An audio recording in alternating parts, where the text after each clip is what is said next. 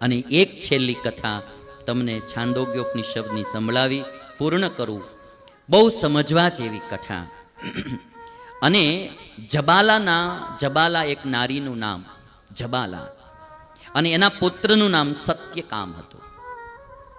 હવે આ સત્યકામ નામનો બાળક એની માતાને કહે છે કે માં, મારે વેદાભ્યાસ કરવો છે ને હું જાઉં છું.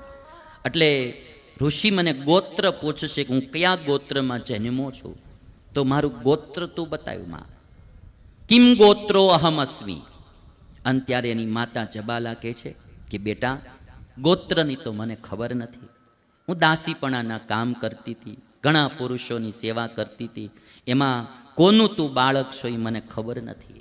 એકદમ નિખાલસપણે માએ આ સત્યકામને વાત કરી દીધી.